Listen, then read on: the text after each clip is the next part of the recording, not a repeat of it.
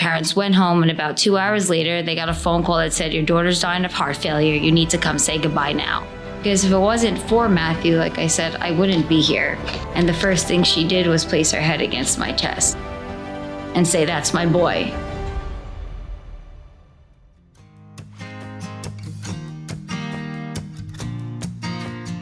I can't think of a better story to celebrate than yours, Jennifer. Jennifer Lantini is a neighbor of ours here on Long Island. Our offices are here in Jericho, and she grew up just a few miles away in Hicksville and still resides in Hicksville. Actually, you grew up there, but you were born in Flushing, Queens. That is true. You admit that. I do admit that. My dad would tell me to definitely say I was a Queens girl. Yeah. And I'll get out of the way and let you tell us your story, but it's one of celebration. And what so much about what attitude makes a difference in a person's life and how they perceive things. And you're an upbeat, spirited kind of person, I can tell from our conversation already today. So tell us your story. Second grade, you moved from Flushing, Queens to Hicksville, Long Island, out to the country. I did. It was very different. And I was so young, I don't really remember everything of it. But I remember I just led a normal, typical, everyday life. My younger brother is actually about 6.5 years younger than I am, and he was born with a hole in his heart. So in my life, he was the one in my family that was the one that had a heart problem, and we kind of watched over him. I was his healthy older sister. Mm-hmm. And when I moved out here, I just led, like I said, a typical, normal teenage girl's life. And did your parents know he had that condition from the get-go? Yes, he was born with a hole in his heart. Yeah. And they went in and they repaired it. He still has a leaky valve, but he's better today. Luckily, he never had to have any surgery or anything that happened to him later in life. And for me, though, I was his healthy older sister. I was a protector. I was supposed to be the one that protected him. And again, I had a normal, everyday life. At 13, though, things changed. The biggest problems, though, I had at 13 was what I was going to do on the weekend. I wasn't the most scholarly student, honestly. So what clothes I was going to wear to school, what I was doing with my friends, boys. And what was school then? Which school did you go to? So I started when I moved out here to Lee Avenue. And then I ended up going to Hicksville Middle School. Yep. I actually made, in 7th grade, the first girls lacrosse team in Hicksville Middle School. I have no idea how, because I'm very clumsy, but I used to play a lot of different sports. I was a competitive baton twirler. Oh, yeah. That I was actually very good at, but I almost had this raw talent for it. I started doing it when I was 5 years old, and I loved it. But all the other sports, I played basketball, softball. I don't know why they let me on the lacrosse team, but that was on them, not me. Maybe they needed extra players. So I was just leading this typical teenage girl's life until everything sort of changed very quickly for me. When did it change? I was able to have my birthday, March 4th of 96. I remember I had a sleepover because that's, what you do when you're a teenage girl. Did it have a theme or just a sleepover? Probably boys, and you play Dream Phone and Mall Madness, anything crazy, probably prank calling some people, but, basic stuff. And after that, though, I started having these really bad stomach pains. And it was really frustrating because I didn't feel well. My parents didn't feel well. I was going to school, but by 3rd, 4th period, they were calling up my parents and they said, your daughter's here. She doesn't feel good again. And it was frustrating for everybody because the nurses at my school didn't know what was wrong. My parents were taking me to my pediatrician. I was going back and forth to different hospitals, and everyone just kept telling my parents, well, she's becoming a teenager, but we don't know. We can't find anything physically wrong with her. Which was just frustrating for myself because I knew I didn't feel good and my parents knew something was wrong. So this kind of went on. And the mystery complicated it all. Yeah, and nobody knew what to do with me. And that was even the worst part of it because you're going to different doctors, you're going different places. And as a parent, you just want your kids to be okay. And I just wanted to feel better. Mm-hmm. So I remember my grades were starting to slip. Things were kind of happening. And at that point, even they really didn't know what to do. So this went on for days, that turned into weeks. And finally, after about a month or so, I went to a different emergency room that my pediatrician had sent me to because we were going all over.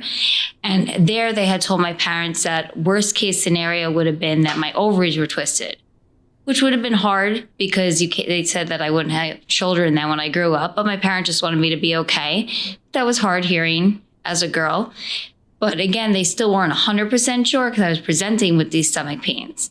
So they told my parents that they wanted to do exploratory surgery in my abdominal region, which made sense because I was presenting with stomach pains. The only surgeries, though, I had ever had was a year prior. I had my tonsils out.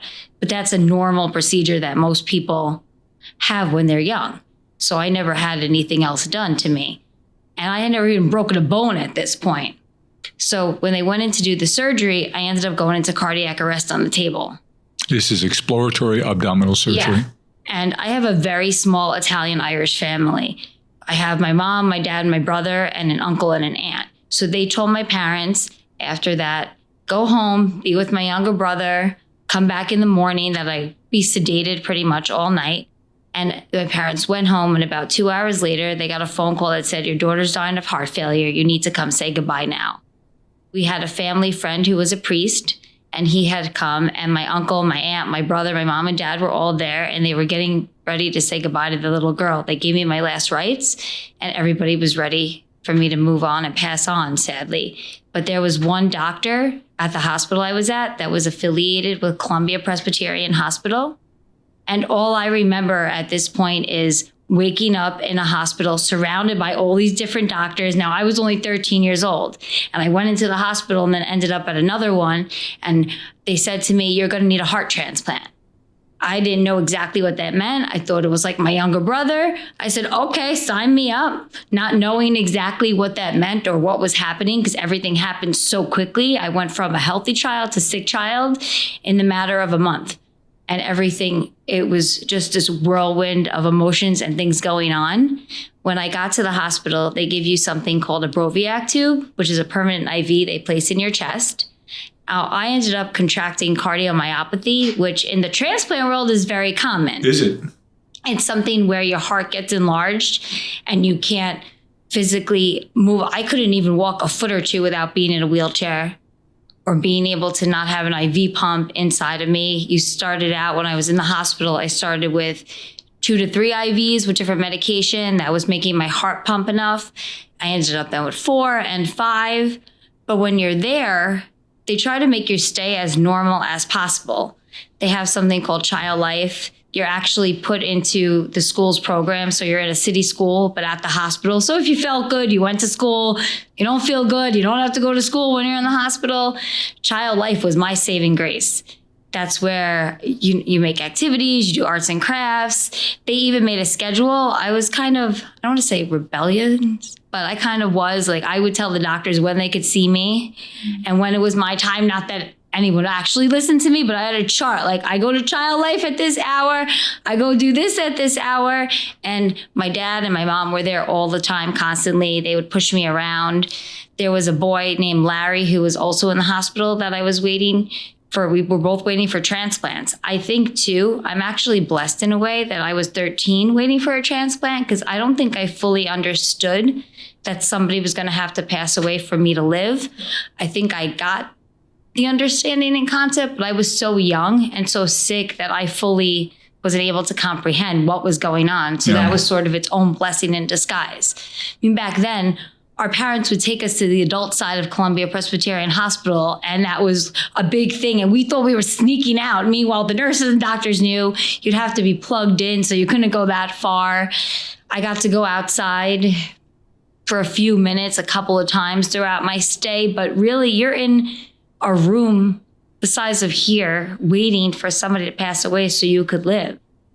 And for me, the days turned into weeks, weeks turned into months, and it's like Groundhog's Day. There's only so much stuff that you could do, and it was very hard. Were there a lot of other kids there that you could build relationships? Yeah, there was a few, and sadly though, when you're in the hospital and a lot of us are waiting for transplants, some will get transplanted and leave, and some sadly will pass away. So the friends that you would make could be there one day and the next day they weren't there. And it's very hard because at the end of the day, we're all just waiting for this gift of life. And while I was waiting there, I just did, as I said, as many crafts as I could, just tried to keep my mind out of it. And I was the first person in Hicksville that actually got a transplant. So it was very strange for everybody because nobody really knew exactly what was going on. And back then it was sort of the dinosaur ages of transplant. I ended up waiting though. I have a picture actually when I was waiting in the hospital.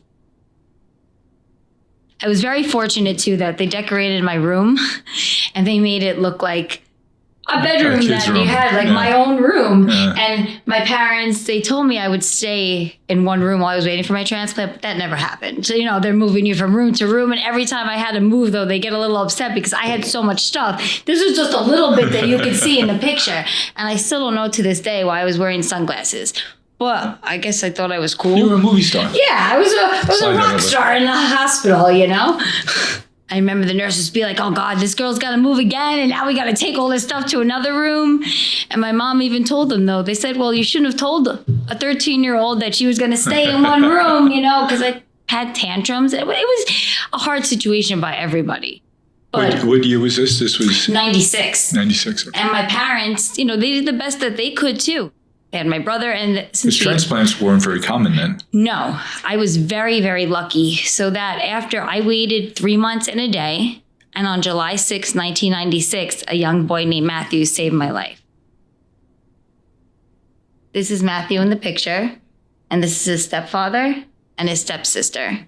And they had told my parents around July 4th, that's when I started to get, I was sick, but I started to really progressively get very sick. And they were saying that if a transplant didn't come in the next few days, that I probably would not have made it. And sadly, though, around holiday times are the times where a lot of people end up getting transplants. So I remember that night that I wanted mozzarella sticks or something crazy like that. But my mom had told me, she's like, no, it's late. And it ended up working out because she got the phone call about 5 a.m. And we'd had a few phone calls prior that the transplant was for me, but it ended up not being a match for me for somebody else. But it was hard because they had told me this transplant's coming in. And then hours later, they would just tell you, oh, sorry, never mind. It wasn't for you. But forgetting that you're a teenager. I was a child. So anytime they told me that, I was like, yeah, I'm getting this transplant. And my mom even told them, I'm not waking her up or telling her until you are now 100% sure. Because that takes a toll on you too. Emotionally sure. So I was just very, very fortunate because if it wasn't for Matthew and Matthew's mother for making that decision, I wouldn't be here today. And it wasn't talked about the same way transplantation as it is now. Now it's everywhere. You watch a show, you watch a movie, you see different platforms and people talk about it. But back then, it wasn't really discussed. It was sort of a taboo thing. So I'm very blessed that I was able to get the transplant. And what was the recovery like? I ended up only having to stay in the hospital about a month and a half, 2 months after. And since I was on the first girls lacrosse team, they were very sweet to me. I remember the day that I was leaving, one of my friends that was still waiting there for a transplant, Larry, his mom was sweet, got me flowers and different things from him to give to me. And I remember when I was leaving, it almost felt surreal because I couldn't walk for months. I couldn't do anything. And now I was leaving this hospital not with IV pumps, nothing in me. I was able to walk out of there. I mean, you're in a wheelchair when they take you physically out of the hospital, but I was actually able to walk out. And I just knew that it was going to be a new journey. It was a little difficult because I was very young. And now all of a sudden, after transplant, you take a lot of medication. I still take a lot of medication. Do you? Daily. And there's a lot of different side effects and things that come up with it. But I ended up going back to school. So I had my transplant July 6th, 96, and I was back in school that September. Wow. And it was really hard, though, because nobody knew what to do with me. I had to get all these biopsies and different things. And now back then, I was on prednisone, which now I still am, but a low dose. I was on a high dose of prednisone. So I had all this hair all over my face. I looked like a chipmunk. People used to pinch my cheeks because I still have big cheeks, but they were really, really big. And people used to come up to me. And now I'm on a steroid. So I either wanted to hug you, maybe hit you. I didn't know. I was a teenage girl on a lot of medication. So when you were grabbing my cheeks, I'm like, why are you grabbing my cheeks? But it was just part of my life. Yeah. And it sort of becomes routine. And what was your physical capability then in September? Walking on your own? Did you have some sense of strength back? I was able to walk. It took me probably a good year or so to really get my strength back. And it was rough too, because as you were talking about, transplantation was very different than it is now. So I remember they wanted me to go to rehab. Now I joke about it, but when I was 13, if you were 30, you were old.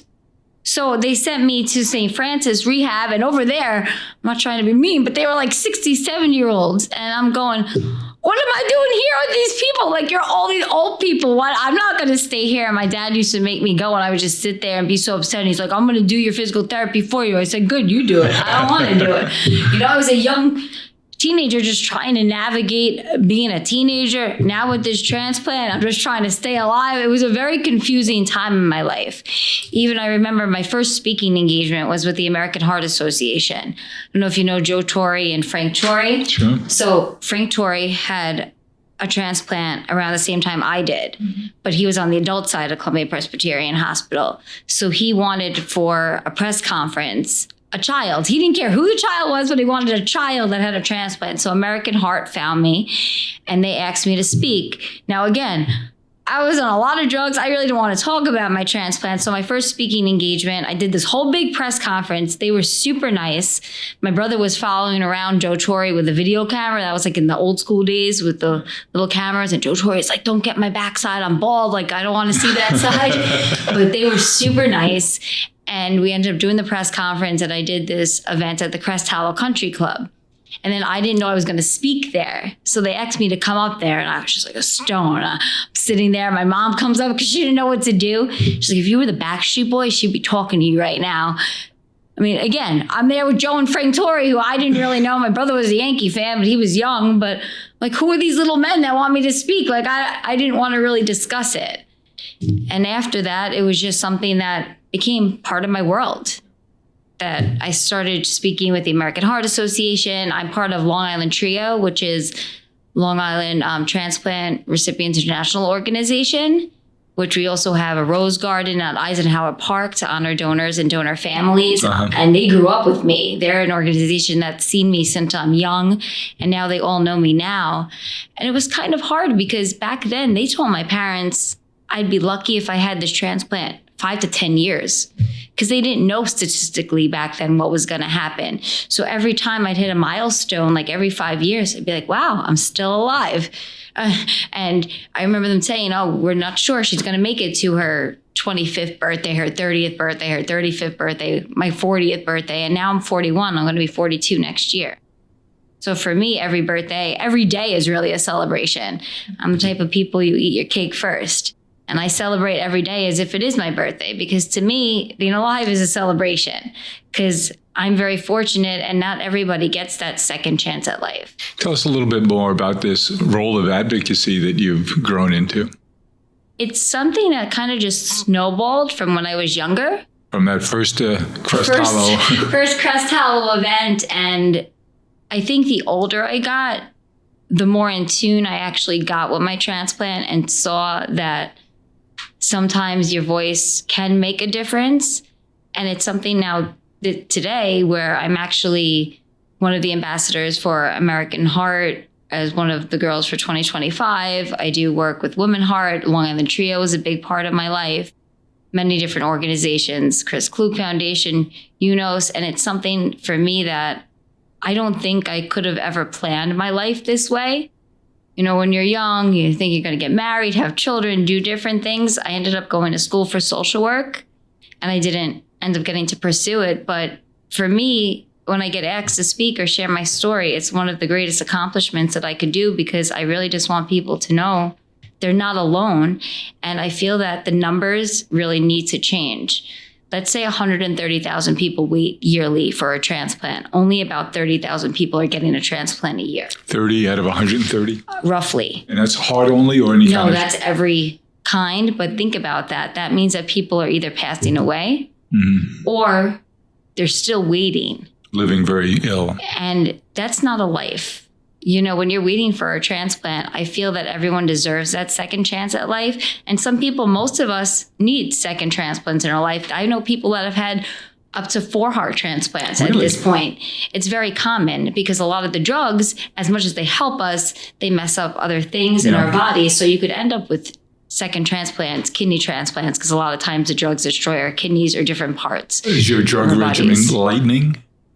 No, I mean, sometimes it does. It really depends upon the moment. But a lot of times they call like my error transplant, we're the dinosaur error. So a lot of it is, if it's not broke, we're not going to fix it. So a lot of times too, the older you get, it's amazing because you're still alive, but it's also to a point where different things come up. So then you need different medicine. I've had to get stents in the last few years. I've had different procedures done. But for me, it's a part of my life. And if I could do that and still be alive, then I'm very happy to be here. I do the transplant games. I was just there in July in Alabama. What are the transplant games? They have them every 2 years in the States. It's pretty much where every state has a team. So I'm part of Team Liberty, which is New York, New Jersey, and Connecticut. And it's like the Olympics of transplant. But some people are very competitive. I didn't win any medal, and I was the only person on my team that didn't win any medal. So it's kind of sucky. But I'm hoping that in 2 years, when we find out where it is, I'm going either way, that I'll win a medal. But it's just fun. You're surrounded by love and transplant recipients and donor families. What's the atmosphere like there? Oh, it's like being with 10,000 of your best friends that you never knew were your best friends, because everyone gets it. There's no worry about, everyone there is either a recipient or someone's friend of a recipient, a family member, a donor family. So you're not worried about just that small talk of like, okay, this is a transplant. This is what it's like. Everyone just understands. Yeah, this is a community of people who have a shared experience. And it's just an amazing place to be. And I love it. I started going to my first games about 10 years ago, and you just get addicted. So you look forward to it, huh? I do. Every 2 years. I have world games, but I'm definitely not competitive to be going to any world games. Tell us about Matthew. So to me, Matthew, I explain to people, is kind of as if it's a best friend that's always with you. He's my angel. And I remember since I'm young, every time I would speak, whether it was at a school, whether it was in an emergency room, which we go to a lot to speak to some of the nurses, because a lot of times they see the aspect of a donor. They're not seeing what happens afterwards. And I've been very blessed to have a room where I've spoken to 2 people, up to 5,000, depending upon an event. And I always wanted to just thank my donor mom for giving me that gift of life and her choosing that. Because if it wasn't for Matthew, like I said, I wouldn't be here. So I carry his heart around with me. So any experience that I have, he has. And for me, just wanting to meet my donor mom, And you did? I did. And I didn't know, what do you say to someone that gives you the gift of life? It's not anything that I could tangibly had given her to say thank you, but I knew I wanted to. And throughout life, I would always say, I really hope I get to meet her one day. And honestly, through social media and different channels, it ended up being later in life. I ended up meeting her on February 14th, which is Valentine's Day, but also National Donor Day in 2015. And the first thing she did was place her head against my chest and say, "That's my boy." And this is her son. And if it wasn't how nice for both of you for her son, I wouldn't be here. And that was something that spiraled into, I couldn't even imagine everything that came from it, because Newsday was with me when I went to go meet her in Florida. The Daily News was there. And all I wanted to do was say thank you. You went to Florida to meet her? There's a YouTube video of her actually listening to her son's heartbeat, saying, "That's my boy." And she just had asked me if I was happy and healthy. And she told me that she was actually, the day everything had happened, they were from Sterling, New York, that she had gotten a phone call that her son had been shot. She wasn't sure, though, what exactly had happened. And by the time she got to the hospital, they had told her he was brain dead and that he was not going to make it. And she was on the phone with her mother, and her mother actually told her, "Are you sure you want to do this?" Because back then it wasn't discussed. No. It wasn't talked about. And she said, "No, I know in my heart, this is what I have to do." And you could even tell that by, she actually had sent a letter to me and the other recipients. And this was given to me after. So he donated, she on his behalf donated other organs as well? My transplant. And she had wrote, "Dear recipient," and this was sent to me and all the other recipients, "I am writing to you in regards to my son Matthew, 14 years old, died July 5th, 96. We donated Matthew's organs to save others, knowing he would have wanted us to if he could have said so. Matthew was such a kind and loving boy of all he knew and even people he really didn't know. Matthew was an honor student, a member of the track and field team. He loved nature, fishing, four-wheeling. animals, and he also believed in the Lord. Matthew was never any trouble to anyone ever, just a very good boy. So she knew that Matthew would have wanted to do this, and she was very happy and felt as if Matthew almost chose me. Remarkable woman. To be the recipient. She was. And this is a gift, as I said, there was nothing that I could give her, but just listening to her son's heartbeat again was one of the greatest gifts I think that we both could have given each other. And the way it happened, I think that we both had time to grieve certain things. And I was able to grow up, and she was able to grieve some stuff, and we're still in contact, and I hope to see her again one day, and one day very soon. And that's really what transplant is. I'm a big Disney fan, a huge Disney fan. I go to Disney a lot. Like, I just got back from Disney for 2 days. I go back in March. Like, I will go there all the time. And I think for me, Disney has been such a big thing to me because there is this magical and fantasy aspect of it. And I am, everybody calls me, I'm like Peter Pan. I'm like a big child. But I just enjoy life. I just want to enjoy while I'm here, because I know my reality is at some point I probably need a second transplant in life and different things. And that's why I enjoy life so much, because you never know what is going to happen to you the next day. And even I was able to reconnect with my surgeon a few years ago during COVID. We did this Zoom interview because somehow somebody connected us, and we found out that I was probably one of his first transplants he did, because when the nurse had called me, she goes, "When did you have your transplant?" I told her, and she was almost like, "Oh, you're still alive." I'm like, I think so. I was in my pulse, like I am. So for me, I know how blessed I am and how appreciative and grateful I am to just be here. Tell us about your parents and your brother. My parents, they're doing good. They're actually in Atlantic City, all of them right now. That's my mom's Disney World.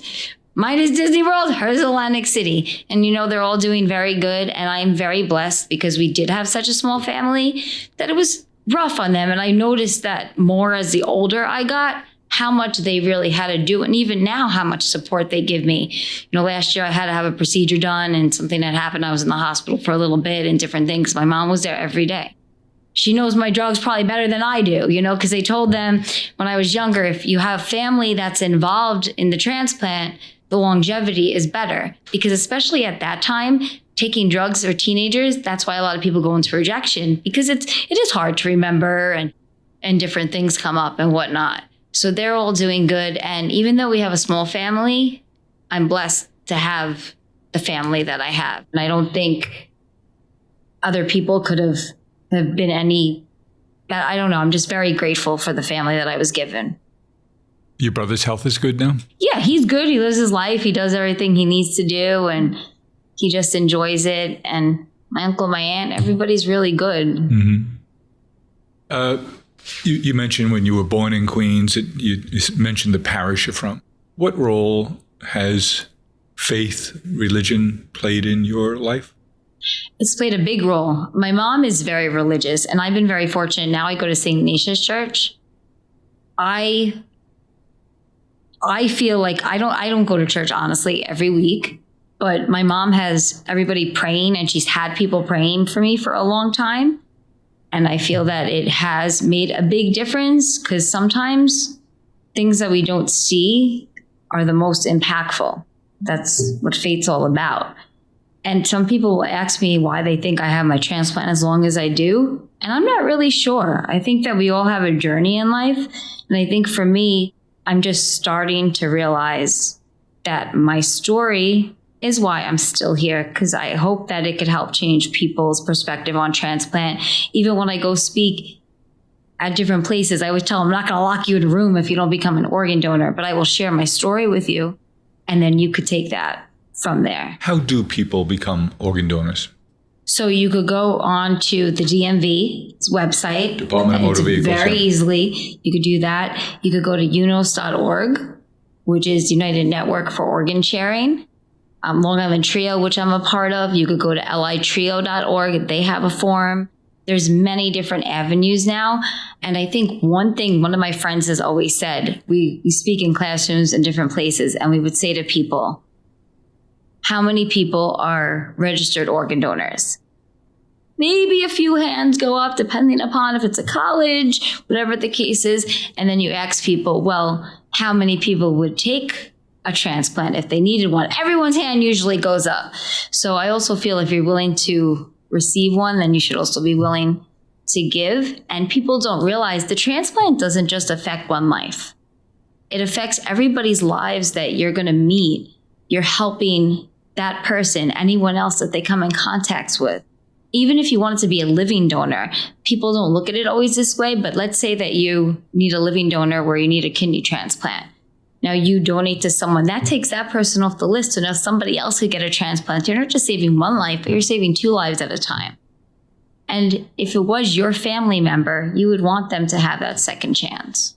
Do you pay attention to the science around transplants with all the organizations that you're involved in and the new developments? I do. I really hope one day we'll be able to have it that there will be a good option for the mechanical part and different things, just because that's why people are dying every day for no good reason, more that there's not enough transplants.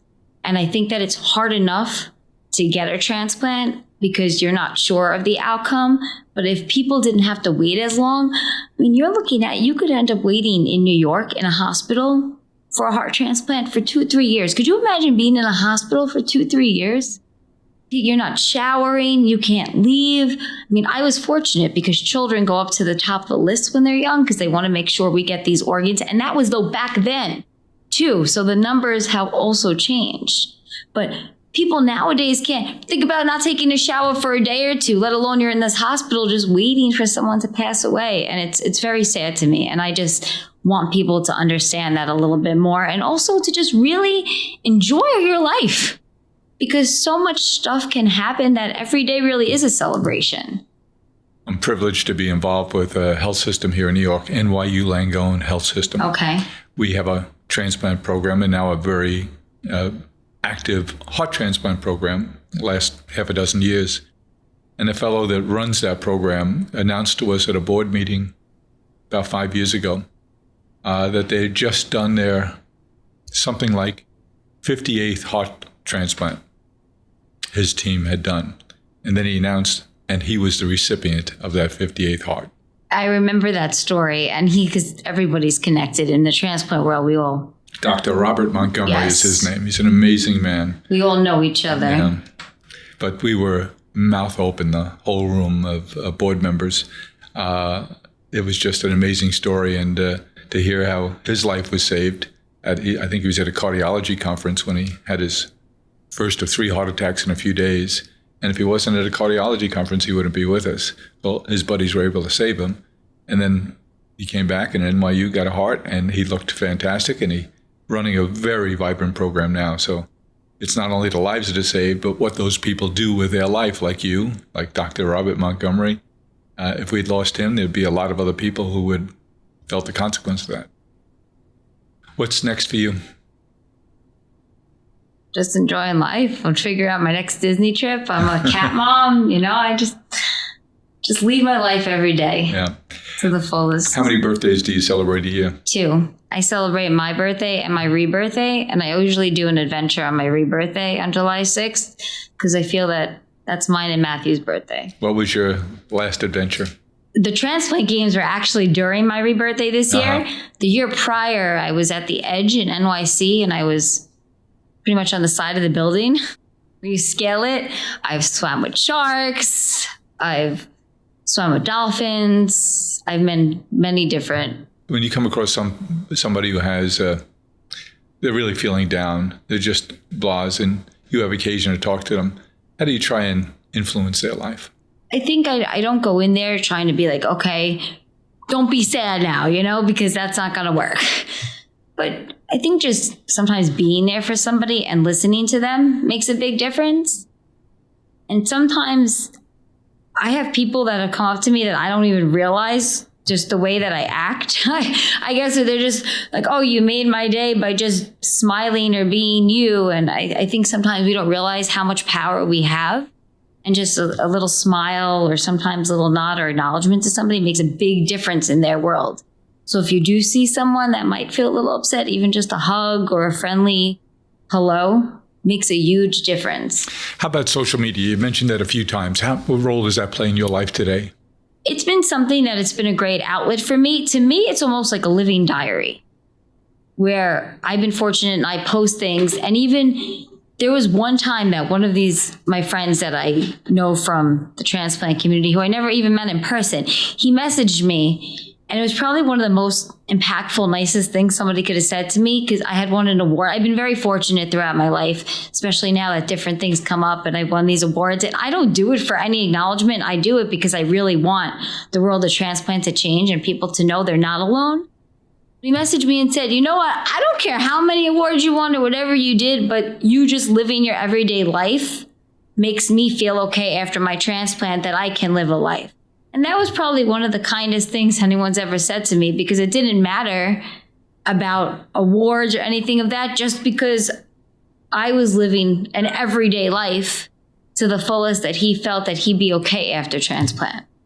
Mentioned a couple of times the gift you have of being able to influence someone else's life. Certainly Matthew and his mom influenced your life in a profound way. But it's those little ways every day in social media, in your daily walkabout life, how your classmates treated you when you came back to school in that September of 1996. Just your story reminds us that we all have a power. And the power is to influence how someone else feels. And the selfish part of that is when we do, we feel pretty good too. You're right. We do. It feels nice, especially when somebody signs up to be an organ donor. So that really makes me very happy, because it means that not only did they hear your story, but they listened and they understand how important it is. And if more people did sign up, then people wouldn't be waiting as long. Why do you think it is that people don't sign up? I think there's a lot of different facts and myths that there's different misconceptions about. But if you really talk to somebody, every organized religion does believe in it. Organized religions, that they don't realize too, that the doctors a transplant doctor would not even be called in until sadly somebody had passed away. You know, we see TV or different things that it's like, oh, look, this person, we think somebody might take their organs or organ trafficking. Nothing like that goes on in the States. And I think people are scared. There's been many events that I've gone to that you share your story and you ask them, hey, would you like to be an organ donor? And they're like, no, but I'll give you money. Like, well, thank you, but we're not looking for money. So I think too, it's something that if it's not anything that happened to you or it's a family member that you knew, you don't look at it that way. But sadly, it's very raw, but your organs, they literally go in the trash if you don't donate them. And that's why I share my story, and so many people I know share their stories, because we just want people to understand the impact of it and what actually is happening. So with the organizations that you're involved with, Jennifer, are there any moves afoot that could change the ease at which people can sign up to be organ donors? I think they're trying to do a lot more where you can just go right online and fill out paperwork and do it that way. We're actually now, when you go to the DMV, they used to they would ask you, but it was a yes or no question. Do you want to be an organ donor? Where now it's a yes. It's a question of, do you want to sign up to be an organ donor? But it's not a yes or no. It's more of the way they have to dictate it and say it. There's also different videos. I've been honored that I was in one of the videos that is in the DMV, actually, that shows why organ donation is so powerful. I think just spreading the word. The younger generation, I will tell you, especially when you speak in high schools, now it's 16 with consent from a parent to be an organ donor. This next generation is very kind. They are very willing and open and listening to becoming organ donors. I think too, just the older you get, we fall into different patterns and the same thinking, but they listen and they're just a kinder generation in general. So I think that as the years go on, and more, that you hope that more people don't need transplants. But nowadays, a lot of times somebody knows someone or knows someone of someone. So it's spoken about more. So Your message to that nicer, younger generation, what should they do? You're a very kind generation. I think that everybody, though, is very kind by nature. And I think that people, if they understood what transplant actually does to help save lives, and that most people would want their lives saved, that they should think about becoming an organ donor. And I will say that I've never spoken to a donor family that ever regretted their decision, but I've spoken to people that did regret not donating their family's organs. Because you never know. I was a healthy child that just got sick out of the blue. You never know. It could be you, your family member, anyone that needs a transplant one day. Jennifer, thanks for sharing your story with us. It's a wonderful story, and it's one worthy of celebration. Thank you so much for having me. And I'm happy to celebrate every day. And so you should.